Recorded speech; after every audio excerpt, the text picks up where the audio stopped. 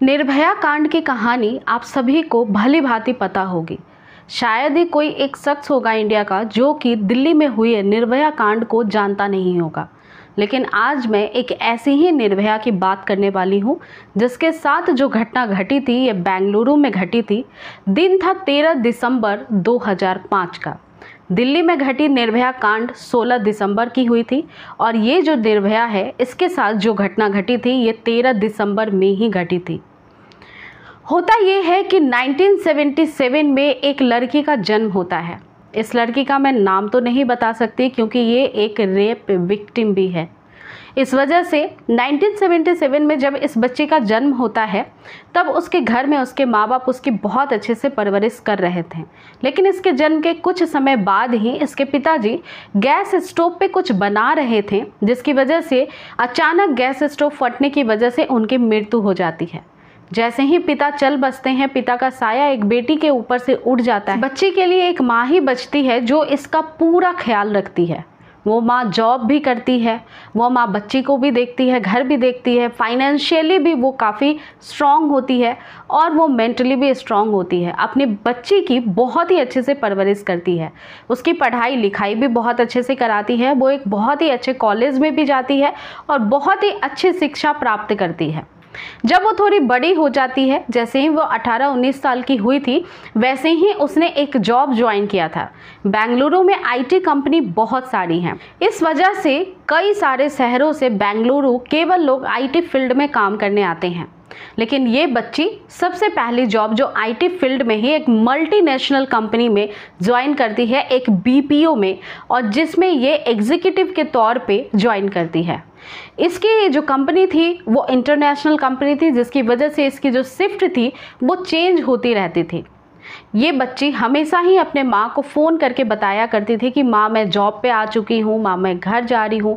इस तरह की सारी ही बातें अपने मम्मी से शेयर किया करती थी। जब वो पहली बार जॉब ज्वाइन करती है माँ भी बहुत ज़्यादा खुश थी क्योंकि उसका जो सैलरी था वो बहुत अच्छा था। कंपनी भी नो डाउट काफ़ी अच्छी मिली थी। लेकिन ये कंपनी मल्टीनेशनल और इंटरनेशनल होने की वजह से इसकी जो शिफ्ट थी वो रोटेट होती रहती थी। कई बार उसे नाइट ड्यूटी भी करनी पड़ती थी, कई बार उसको दिन में भी ड्यूटी पे जाना पड़ता था। अगर स्पेशली उसकी ड्यूटी नाइट में लगती थी तो कंपनी की तरफ से काफ़ी सारी सुविधाएं दी गई थी कि नाइट में कंपनी का ही ड्राइवर विथ कार किसी भी बंदे को रिसीव करने जाएगा जो कि नाइट शिफ्ट में है, और फिर वही जो कंपनी का ड्राइवर और कार है वो उसे घर भी छोड़ करके समय से आएगा। इस बात के लिए कंपनी जो सुविधा देती थी तो ये जो लड़की थी इसकी माँ को भी कोई आपत्ति थी नहीं। उसकी शिफ्ट रोटेट होती रहती थी लेकिन कोई भी प्रॉब्लम उसको कभी आई नहीं। वो काफ़ी मेहनती थी, इस वजह से कंपनी के अंदर उसकी बहुत ही अच्छी पहचान बन गई थी। जब भी उसे नाइट शिफ्ट में कोई भी ड्राइवर उसको घर तक छोड़ने जाता था तो वो इतनी ज़्यादा व्यवहारिक थी कि वो ड्राइवर के कॉन्टेक्ट में भी बहुत ही अच्छे से रहा करती थी। मतलब कि काफ़ी अच्छे से व्यवहार रहने की वजह से हर एक ड्राइवर उसको बहुत ही अच्छे से ट्रीट करता था, हर एक स्टाफ उससे काफ़ी अच्छे से बात करता था, उसके कलीग्स, उसके एम्प्लॉय, उसके बॉसेस बहुत ही अच्छे से उसके साथ बिहेव किया करते थे। वो काफ़ी ज़्यादा मेहनती थी। लेकिन उसकी जो ये ज़िंदगी थी जो काफ़ी अच्छी पटरी पे चल रही थी, खुशहाल चल रही थी, उसे अचानक किसी की नज़र लग जाती है। दिन होता है 13 दिसंबर 2005 का और इस दिन उसे नाइट शिफ्ट में जाना रहता है। उसकी जो ड्यूटी लगती है वो रात को 2 बजे बाद की लगती है कंपनी में, जिस वजह से उसको कंपनी से गाड़ी और ड्राइवर दोनों आते हैं पिक करने के लिए। क्योंकि वो काफ़ी दिनों से कंपनी में काम कर रही थी, नाइट शिफ्ट भी करती थी, इस वजह से ड्राइवर्स के उसके पास नंबर भी थे। जब भी कोई ड्राइवर नीचे उसके घर के पहुंच जाता था गाड़ी लेकर के तब वो अपने नंबर से कॉल कर दिया करता था कि दीदी गाड़ी आ गई है और आप नीचे आ जाइए। इस वजह से ये काफ़ी उसके लिए कॉमन था। ये जो 13 दिसंबर 2005 था इस दिन भी ऐसा ही होता है। वो अपने ऑफिस के लिए तैयार हो जाती है, तैयार होकर कैब का ड्राइवर का वेट कर रही थी। जब कंपनी से कैब आ जाती है उसके पास एक नंबर से कॉल आता है और ये नंबर पर्सनली उस ड्राइवर का था जो उसे लेने आया था। वो अपने नंबर से, मोबाइल नंबर से उसे कॉल कर रहा था और उसका कहना था कि दीदी नीचे गाड़ी आ गई है, अब आपको नीचे आ जाना चाहिए और मैं आपको लेने आ गया हूँ। उसके कहने का ये मतलब था। लड़की नीचे उतरती है, गाड़ी में बैठ जाती है। वो हमेशा ड्राइवर के पास वाली सीट पे बैठा करती थी, क्योंकि हर एक ड्राइवर उसको पहचानता था। इस वजह से उसे कभी डर नहीं लगता था कि उसके साथ कोई घटना घट जाएगी, और नाइट शिफ्ट में भी वो डरती नहीं थी। कुछ दूरी पर जब गाड़ी बढ़ती है रात में, तो जिस रास्ते से वो कंपनी जाती थी वो उसके लिए कोई अनजाना तो था नहीं, उसको चप्पे चप्पे की खबर थी। गाड़ी थोड़ी दूर बढ़ती है, वैसे ही वो ड्राइवर को अब कहती है कि आप गाड़ी जो ले जा रहे हो वो शायद किसी अदर रूट से ले जा रहे हो, और इस रूट से तो आना जाना होता नहीं है आमतौर पे। तो ड्राइवर जो था, इसका नाम था शिव कुमार, और शिव कुमार बताता है कि आज किसी और भी एम्प्लॉय को उसे पिक करना है, जिसके लिए उसे गाड़ी जो लेने जाती थी वो गई नहीं है, तो मुझे ही उसे लेने जाना पड़ेगा, जिस वजह से मैं उसकी ही रूट में जा रहा हूँ। लड़की को लगता है बहुत सामान्य बात, और वो आराम से बैठी रहती है वहाँ पे। कुछ दूर जैसे ही गाड़ी को और गए हुए होता है तो वो एक सुनसान रोड पे जाना शुरू कर देता है। अब उस दौरान लड़की को पहली बार डर लगता है। रात के 2 बजे से ऊपर का समय हो रहा था। अब ये जो ड्राइवर है उस सुनसान जगह पर जाने के बाद साइड में गाड़ी को रोक देता है। उसके हाथ में एक छुरी होती है, एक चाकू होता है, जिसे वो निकालता है और लड़की के पेट पे लगा देता है, और उसे डराते हुए कहता है कि मुंह से एक आवाज़ नहीं निकालना। लड़की सहम जाती है, क्योंकि पहली बार वो इस रूप में किसी ऐसे ड्राइवर को देख रही थी जिसे वो काफ़ी टाइम से जानती थी, जिसे वो अपना कहीं ना कहीं भाई समझती थी, कहीं ना कहीं अपने परिवार का ही हिस्सा समझ रही थी। लेकिन वो जब इस रूप में आता है तब वो बहुत ज़्यादा डर जाती है। पास से ही एक PCR वैन भी पुलिस की गुजर रही थी। वो कुछ बोलना चाहती भी थी, इशारा करना चाहती भी थी कि वो परेशानी में है, लेकिन वो कुछ नहीं कर पाती है, क्योंकि उस ड्राइवर ने उसको धमकी दी थी कि अगर तुम अपना मुंह खोलती हो या किसी भी तरह से इस पुलिस वाले को अपने तरफ अट्रैक्ट करने की कोशिश करती हो तो मैं तो जेल चला ही जाऊंगा, लेकिन मैं तुम्हें जरूर मार डालूंगा। इसके बाद वो लड़की घबरा जाती है, चुप हो जाती है, और ये जो शिव कुमार था, इसकी जो मंशा थी उस लड़की के साथ वो संबंध बनाना चाहता था। अब वो अपना काम कर रहा था। वो लड़की बेबस थी, वो न चीख रही थी न चिल्ला रही थी, और उधर वो लड़की बेबस जो कि अपने आप को बचाने के लिए कुछ भी नहीं कर पा रही थी। जब शिव कुमार का पूरा काम पूरा हो जाता है जो वो सोच कर के आया था आज, उसके बाद इस लड़की की उसी चाकू से मारकर हत्या कर देता है।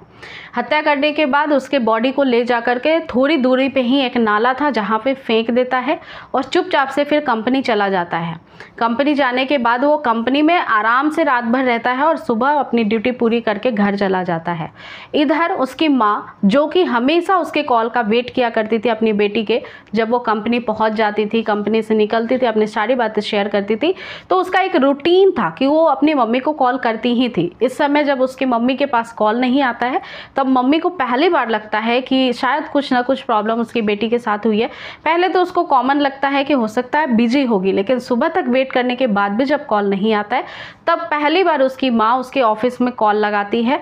कॉल लगाने के बाद वो बोलती है कि मेरी बेटी का रात को कॉल नहीं आया है, क्या वो ठीक से है, क्या वो ऑफिस पहुंच गई थी। इधर जब कंपनी में इस बात की जानकारी मिलती है कि वो रात से आई नहीं है, कंपनी घर से भी निकल चुकी थी, तो वो गई तो गई कहाँ, क्योंकि यहाँ पे कंपनी की सेफ्टी रूल्स की भी बात थी। नाइट शिफ्ट में जो लड़कियां थी उनकी सेफ्टी के बारे में भी बात हो रही थी। अब यहाँ से जो ऑफिस के स्टाफ होते हैं वहाँ से कॉल करते हैं नज़दीकी पुलिस स्टेशन पे कि एक लड़की है जो मिसिंग है, जो कि रात को निकली तो थी अपने घर से लेकिन ऑफिस भी नहीं पहुंची और सुबह हो चुका है और अभी तक उसका कोई पता नहीं है, क्योंकि जब ऑफिस के स्टाफ उसके पर्सनल नंबर पे कॉल कर रहे थे तो वो नंबर भी स्विच ऑफ आ रहा था। इसके बाद पुलिस की टीम आती है ऑफिस में जांच पड़ताल किया जाता है। जहाँ पे वो रहती थी वहाँ पे जा करके चेक किया जाता है। पता लगता है कि वो रात में एक कैब में निकली तो थी जो कि उसके ऑफिस की ही कैब थी। फिर पुलिस और डिटेल खंगालती है, देखती है कि रात को नाइट शिफ्ट में कौन सा गाड़ी, कौन सा कैब जो ऑफिस से उस समय ड्यूटी पे था, जो कि उसको रिसीव करने वाला था, लेने जाने वाला था, किस ड्राइवर के साथ वो आने वाली थी, ये सब कुछ की जब डिटेल निकाल ली जाती है तो जो ड्राइवर उस समय नाइट शिफ्ट में था, जब उससे पूछताछ किया जाता है तो पता लगता है कि वो ड्राइवर कहता है कि जब मैं उनके घर पर पहुँचा था वो पहले ही निकल चुकी थी अपने घर से, इस वजह से मैंने उनको पिक ही नहीं किया। अब यहाँ पे पुलिस के स्टाफ और पुलिस को ये जरूर पता लग जाता है कि वो ऑफिस के ही कैब से निकली है, फोर्सफुली नहीं निकली है, अपनी मर्जी से वो गाड़ी में बैठी हुई थी। तो अब ये समझ जाती है पुलिस कि ऑफिस का ही कोई बंदा था, ऑफिस का ही कोई ड्राइवर था, ऑफिस की ही गाड़ी थी जिसमें कि वो निकली है। लेकिन फिर भी पुलिस के हाथ कुछ लग नहीं पा रहा था।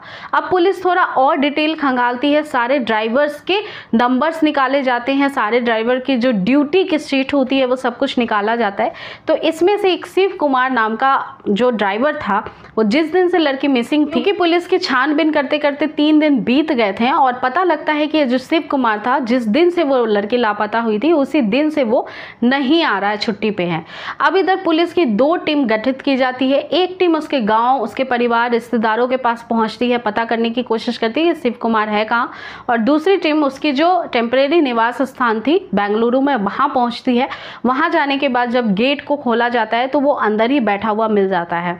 पुलिस उसे अरेस्ट करती है पूछताछ के लिए। जो बेंगलुरु की क्राइम ब्रांच टीम थी उसके साथ उसे ऑफिस लेकर के आती है और पूछताछ का सिलसिला उसके साथ पूरा सुबह से लेकर रात तक शुरू ही रहता है। लेकिन वो एक ही बयान बार बार कहता रहता है कि मैं कुछ भी नहीं जानता हूँ, मैं नहीं जानता हूँ वो लड़की कहाँ है। पुलिस बार बार उससे पूछती थी कि उस लड़की को तुमने पिक किया था, वो हमेशा डिनाई ही कर रहा था।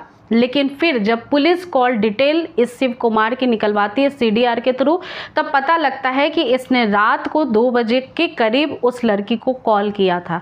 अब इसके बाद पुलिस जब ये डिटेल उसको दिखाती है, इसके बाद भी जब वो सच नहीं बताता है, तब अब कुछ अधिकारी ऐसे थे जो कि सब इंस्पेक्टर टाइप के थे, जो कि हट्टे कट्टे थे, थोड़े देखने में ही वो डरावने दिख रहे थे। ऐसे 3-4 पुलिस वाले उसको एक कमरे में बंद करते हैं और जाते हैं और कहते हैं कि हमने तुमको उठा लिया है, किसी को पता नहीं है, अगर तुमने अपने जुर्म को कबूल नहीं किया, हमें सच नहीं बताया, अगर सच बता दिया तो अच्छी बात है, तुम्हारी सज़ा कम हो सकती है, हो सकता है हम तुम्हें सज़ा से बचा ले। उसे विश्वास में लिया, और अगर नहीं बताओगे तो किसी को पता भी नहीं लगेगा कि तुम कहाँ गए। अब इस समय पहली बार शिव कुमार को डर लगता है और उसके बाद वो जाकर के सच्चाई बताता है कि हाँ, मैंने उसे उस दिन पिक किया था, मुझे पता था कि कोई और कैब ड्राइवर उसको लेने जाने वाला है। अब पुलिस जब पूछताछ करती है, आगे के बातों को जानने की कोशिश करती है, कहानी को, कि तुमने उसको क्यों पिक किया जब किसी और का ड्यूटी था उसे लाने का ऑफिस में, तब तुम क्यों गए थे वहाँ पे। तब वो कहता है कि मेरी बीबी पिछले 10 दिन से मुझसे लड़ाई करके मायके चली गई है, और जब मेरी बीबी घर पे नहीं थी तब मेरे मन में ख्याल आया कि किसी लड़की के साथ ज़बरदस्ती करनी चाहिए, और ये जो लड़की थी ये मेरे जान पहचान की थी, मैं इसको लेने भी जाता था कई बार नाइट में, तो मुझे लगा कि इसी के साथ मैं क्यों ना ये काम करूँ जो दिमाग में मेरे चल रहा है। अब इसके बाद ये अपने प्लान को अंजाम 13 दिसंबर 2005 के दिन को चुनकर देता है। उसे पता था कि इस लड़की का नाइट शिफ्ट है। वो जो ड्राइवर लेने जाने वाला था लड़की को, उसको पहुंचने से पहले ही अपने गाड़ी को लेकर के पहुंच जाता है। लड़की विश्वास करती थी इस बंदे पे, इस वजह से वो उसके साथ बैठ के ऑफिस की ओर निकल जाती है। और फिर ये जो कहानी थी जो मैंने आपको बताई, ये सारी कहानी, ये सारी घटनाओं को ये अंजाम तक पहुंचाता है, अंजाम देता है। जब पुलिस ने इस दर्दनाक हादसे को सुना, तब पुलिस एक चार्जशीट बहुत ही मजबूत दायर करती है नज़दीकी सेशन कोर्ट में। और जब ये सारा ही चार्जशीट दायर किया जाता है, तब लगभग 5 साल सेशन कोर्ट में ये सुनवाई चलती है। 6 अक्टूबर 2010 को सेशन कोर्ट से जो सज़ा इसको दी जाती है वो दी जाती है कि इसे लाइफ इम्प्रिजमेंट टिल डेथ तक रखा जाएगा और इसे कभी भी पेरोल नहीं मिल पाएगा। फिर जब ये सज़ा सेशन कोर्ट से मिल जाती है, तब ये कर्नाटक के हाई कोर्ट में जाकर के चैलेंज करता है। वहाँ पे भी इस सज़ा को बिल्कुल बाकायदा मेंटेन रखा जाता है। 19 मार्च 2023 को सुप्रीम कोर्ट में इस केस की सज़ा की सुनवाई हो रही थी, और जब ये सुनवाई हो रही थी तो लगभग 18 साल बीत चुके थे इस पूरी घटना को।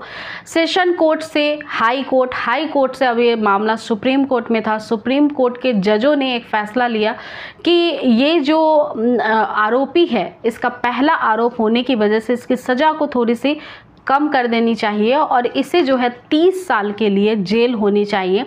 लगभग वो 18 साल बिता चुका था, क्योंकि 2005 में वो अरेस्ट हुआ था, और उसकी 30 साल की जो अवधि है जेल के अंदर, वो लगभग 2035 तक कंप्लीट हो जाएगी।